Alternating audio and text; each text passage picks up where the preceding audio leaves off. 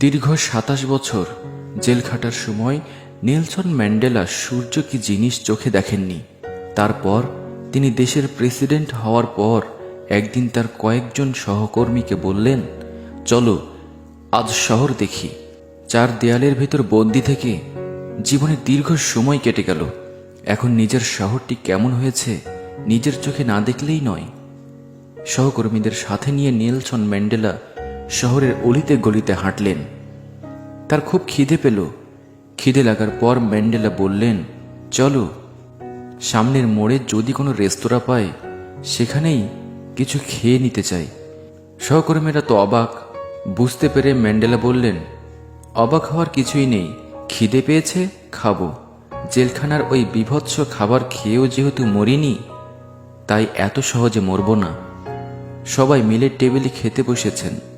অল্প দূরে আরেকজন ভদ্রলোক বসে আছেন, বেশ বয়স্ক। হোটেলের ওয়েটারকে ডেকে ম্যান্ডেলা বললেন, একটা চেয়ার এনে আমার পাশে রাখো এবং ওনাকে বলো আমার টেবিলে বসে খেতে। ভদ্রলোক হাসলেন, এসে তার পাশের চেয়ারটায় বসলেন। খেতে খেতে সবাই গল্প করছেন, কিন্তু পাশে বসা ভদ্রলোকটি কিছুই খেতে পারছেন না। ওনার হাত কাঁপছে, চামচ থেকে খাবার প্লেটে পড়ে যাচ্ছে। ম্যান্ডেলার সহকর্মীদের একজন বললেন, আপনি মনে হয় অসুস্থ। ভদ্রলোক চুপচাপ রইলেন, কিছুই বললেন না। ম্যান্ডেলা নিজ হাতে ওনাকে খাবার খাইয়ে দিলেন এবং ওয়েটারকে ডেকে বললেন, ওনার খাবার বিলটা আমরা পরিশোধ করব।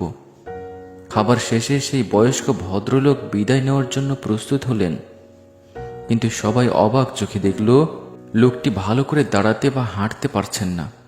শরীরের কাঁপুনি ক্রমবর্ধমান। ম্যান্ডেলা নিজ হাতে ওনাকে উঠে দাঁড়াতে সাহায্য করলেন এবং সহকর্মীদের একজনকে বললেন ওনাকে দরজা পর্যন্ত এগিয়ে দিয়ে আসতে। সহকর্মীদের মধ্যে আরেকজন বললেন, এত অসুস্থ শরীর নিয়ে উনি বাড়ি পৌঁছাতে পারবেন তো? এই সময় ম্যান্ডেলা বলতে শুরু করলেন, আসলে উনি অসুস্থ না। আমি জেলের যে সেলে বন্দি ছিলাম, উনি ছিলেন সেই সেলের গার্ড। প্রচণ্ড মার খেয়ে আমার যখন তৃষ্ণা পেত, পিপাসায় কাতর আমি যতবার জল জল করে আর্তনাদ করতাম, ততবার উনি আমার সমস্ত শরীরে প্রস্রাব করে দিতেন। আজ আমি দেশের প্রেসিডেন্ট, দেশের সবচেয়ে ক্ষমতাশালী মানুষ হওয়ার পরও আমি ওনাকে আমার টেবিলে একসাথে খাওয়ার জন্য আমন্ত্রণ করেছি। তাই সেই সব দিনগুলোর কথা মনে করে উনি খুব ভয় পেয়েছেন।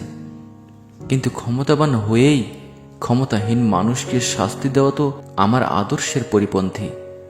এটা আমার জীবনের এথিক্সের অংশ নয়। তাই শাস্তি পাওয়ার পরিবর্তে উনি ভালোবাসা পেয়েছেন। আমার মুখে আর শরীরে উনি প্রস্রাব করেছেন, কিন্তু ওনার মুখে আমি খাবার তুলে দিয়েছি। আমি আপনাদের যেমন প্রেসিডেন্ট, তেমনি ওনারও প্রেসিডেন্ট। প্রতিটি নাগরিককে সম্মান জানানো আমার নৈতিক দায়িত্ব। শুধুমাত্র প্রতিশোধ নেওয়ার মানসিকতায় একটি তৈরি রাষ্ট্রকে ধ্বংস করে দিতে পারে, আর সহনশীলতার মানসিকতা একটি ধ্বংস হয়ে যাওয়া রাষ্ট্রকে তৈরি করতে পারে।